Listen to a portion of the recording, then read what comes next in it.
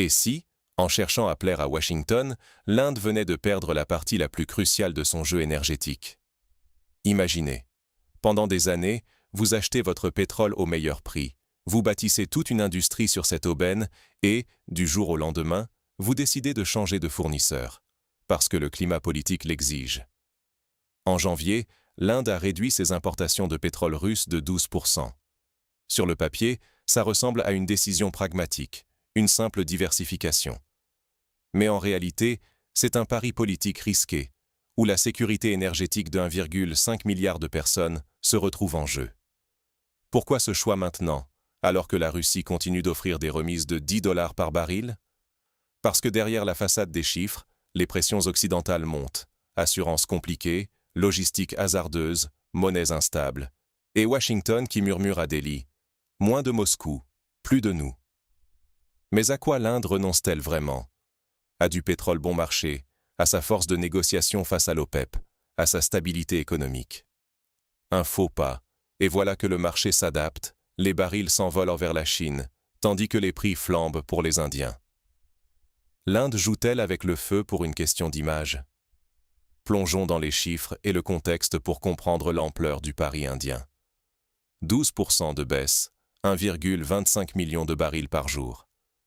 Mais qu'est-ce que cela signifie vraiment pour l'Inde? Derrière ces chiffres, c'est tout un équilibre énergétique qui vacille. En janvier, la part du pétrole russe dans les importations indiennes est tombée à 27%, son plus bas niveau depuis plus d'un an. Pourtant, la Russie continue de proposer une réduction alléchante, $10 de moins que le prix du marché pour chaque baril. Mais pour New Delhi, ce rabais ne suffit plus vraiment à compenser les risques logistiques, les sanctions ou encore les difficultés bancaires liées à la guerre en Ukraine. Alors, l'Inde commence à jouer sur plusieurs tableaux. Elle réduit ses achats russes, se tourne davantage vers le Moyen-Orient et l'Afrique, teste sa capacité à se passer de Moscou. D'un côté, diversifier ses fournisseurs semble logique pour ne pas dépendre d'un seul acteur. Mais cette manœuvre n'est pas sans coût.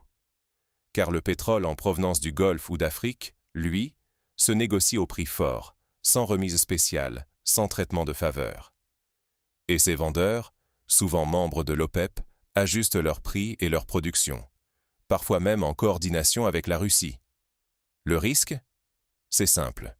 Payer plus cher le même pétrole, perdre une position privilégiée et voir le coût de l'énergie grimper pour un pays de 1,5 milliard d'habitants. Les raffineries indiennes, qui tournaient à plein régime grâce au rabais russe, doivent maintenant serrer la ceinture. C'est tout le pouvoir d'achat des citoyens qui est menacé. Mais derrière ces chiffres, une mécanique bien plus complexe se met en place. En voulant jouer à la fois sur la sécurité politique et la rentabilité économique, l'Inde s'est-elle piégée elle-même? Regardons de plus près ce dilemme. Autrefois, le pétrole russe représentait une aubaine pour l'Inde.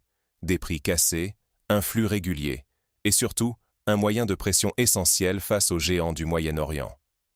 Mais depuis janvier, ce n'est plus un coup de maître économique, c'est devenu une simple compensation pour des risques croissants. Logistique complexe, pressions occidentales et image internationale à préserver. Sous la houlette des États-Unis, l'Inde a réduit ses achats de pétrole russe de 12%. Washington applaudit, mais ne propose aucune réduction sur son propre pétrole pour compenser. Aucune remise, aucun cadeau. Résultat? L'Inde paye plus cher, sans nouveau partenaire fiable pour prendre la relève. Pendant ce temps, le marché mondial ne reste pas immobile. La Russie, pragmatique, ne supplie pas l'Inde de rester. Ces cargaisons trouvent vite preneur. La Chine augmente ses achats, la Turquie suit, et plusieurs pays d'Asie du Sud-Est s'engouffrent dans la brèche. L'offre russe ne se retrouve pas en surplus, elle part tout simplement ailleurs. Pour l'Inde, la conséquence est lourde. Elle perd son effet de levier sur l'OPEP. Jusqu'ici, New Delhi pouvait menacer les pays du Golfe de se tourner vers Moscou pour négocier des rabais. Mais si cette alternative disparaît, pourquoi l'OPEP baisserait-elle ses prix? L'Inde devient captive d'un marché moins concurrentiel. Ce pari géopolitique risque de coûter cher. Avec un pouvoir de négociation affaibli, les prix de l'énergie pourraient s'envoler, mettant sous pression la compétitivité du pays et, in fine, le portefeuille de chaque Indien. Le marché pétrolier ne pardonne pas l'hésitation. Quelles conséquences pour l'avenir indien? Quand on quitte la table du pétrole bon marché, peut-on vraiment y revenir? C'est là que le pari de l'Inde devient risqué. En réduisant ses importations de pétrole russe de 12%, l'Inde a peut-être pensé qu'elle pourrait revenir en arrière à tout moment. Mais la réalité du marché énergétique mondial est bien plus cruelle. Pendant qu'elle hésite, la Russie n'a pas attendu. Elle a déjà redirigé la majorité de ses flux vers la Chine, la Turquie et l'Asie du Sud-Est. Les contrats sont signés, les infrastructures adaptées. Les pétroliers russes qui accostaient autrefois à Mumbai filent désormais vers Shanghai ou Istanbul. Revenir en arrière? Ce sera très difficile, voire impossible à court terme. Le vrai danger, c'est que l'Inde perd ce qui faisait sa force, son statut de client stratégique. Avant, Moscou avait besoin de New Delhi et donc acceptait de grosses remises, des facilités de paiement, un vrai pouvoir de négociation pour l'Inde. Mais aujourd'hui, l'Inde risque de n'être plus qu'une cliente parmi d'autres, sans levier pour négocier les prix. Résultat?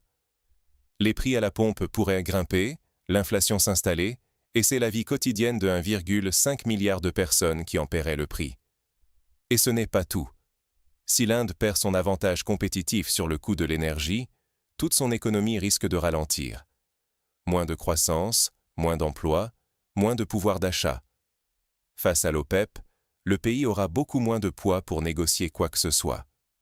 Bref, en voulant plaire aux puissances occidentales, l'Inde s'expose à devenir dépendante d'un marché où elle n'est plus prioritaire.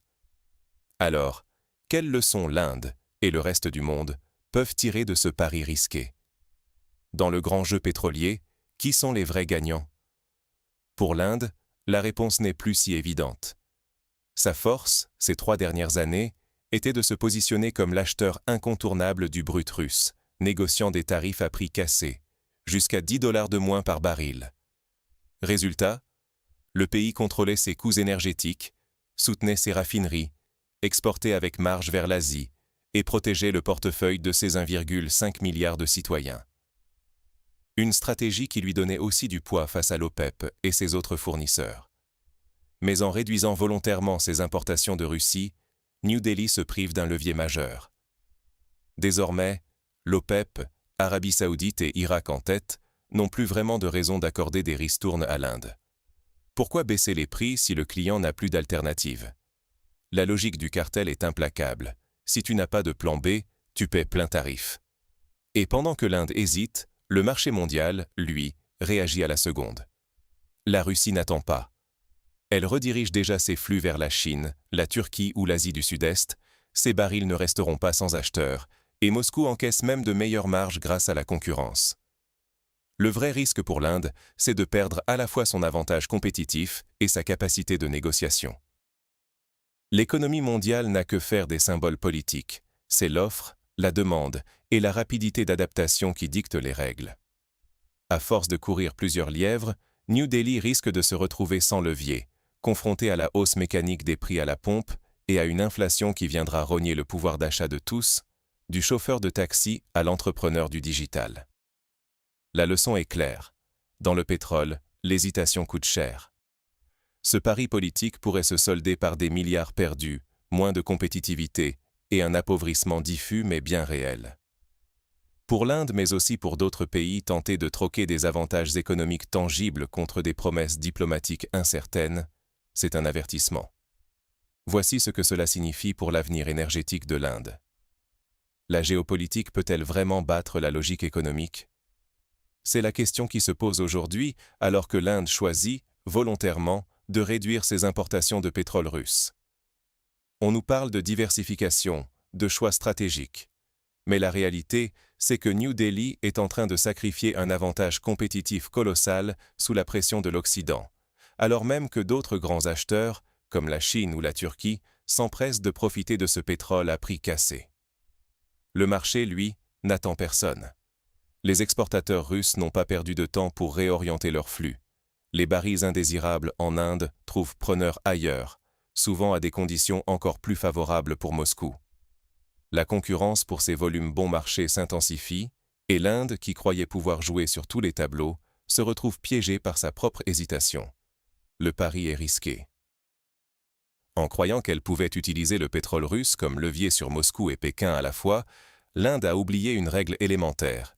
Sur le marché mondial, dès qu'un client montre qu'il est prêt à céder à la pression extérieure, il cesse d'être un partenaire stratégique et devient un simple client parmi d'autres, et les clients n'ont pas droit aux remises. Les conséquences?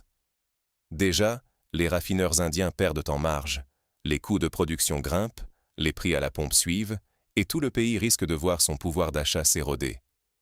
Et politiquement? Pas de réelle victoire, seulement un hochement de tête approbateur de Washington qui pourrait changer d'avis du jour au lendemain. Alors, la question reste ouverte.